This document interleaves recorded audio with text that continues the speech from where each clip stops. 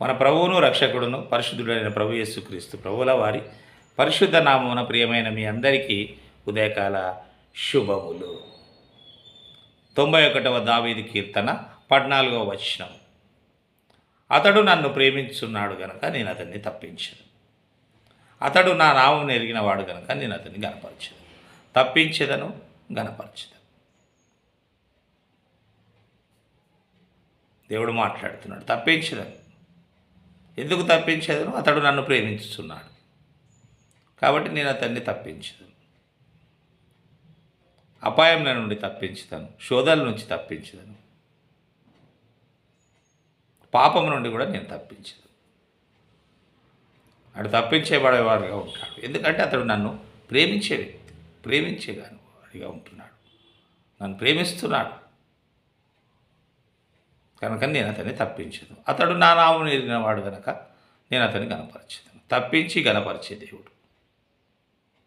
నేను ఎవరో గనపరచాలి, ఎవరో సన్మానించాలి అని కాదు, దేవుడే మాట్లాడుతున్నాడు. నా నామం ఎరిగిన వాడు, నేనెవరో అతనికి తెలియను, నా బాహుబలం అతనికి తెలియను కనుక అతడు నా నామం ఎరిగిన వాడు, నేను అతన్ని గనపరుస్తాను అని దేవుడు మాట్లాడుతున్నాడు. నా నామం ఎరిగినవాడు గనక నేను అతన్ని గనపరిచి, దేవుని నామం ఎరిగి దేవునిపైనే భారం పెట్టినప్పుడు, దేవుని అందే విశ్వాసం కలిగి ఉన్నప్పుడు, అట్టి పరిస్థితుల్లో మరి దేవుడే కనపరుస్తాడు. మనుషుల ఘనత కొరకు ప్రాకులాడవలసిన అవసరం లేదు. దేవుని స్తుతించు, దేవుని మహిమపరచు, దేవుని గనపరచు.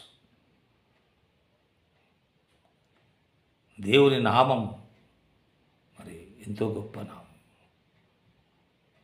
అందుకే ఆయన అంటున్నాడు, అతడు నా నామం ఎరిగిన, అతను నాకు, నేనంటే అతనికి తెలియను కాబట్టి నేనెవరో ఆయనకు తెలియను.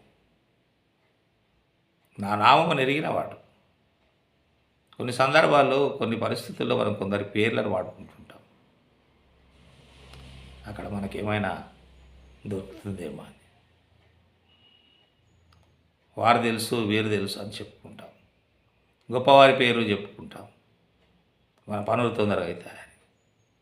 ఫైరవీల దగ్గర పేర్లను వాడుకుంటుంటాం.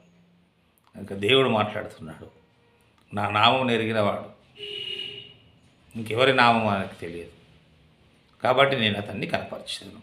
నన్ను ప్రేమించున్నాడు కనుక నేను తప్పించాను. అవును, దేవుణ్ణి ప్రేమించినట్లయితే తప్పించే దేవుడుగా ఉంటున్నాడు. దేవుని నామందు విశ్వాసం కలిగి ఉన్నట్లయితే మరి దేవుడే మనల్ని గనపరిచే దేవుడుగా ఉంటాడు. దేవుడే గనపరుస్తాడు, దేవుడే నిలబెడతాడు, దేవుడే మనల్ని గొప్పగా చేస్తాడు. అటువంటి కృప దేవుడు మనకు అనుగ్రహించును గాక. ఆమేన్.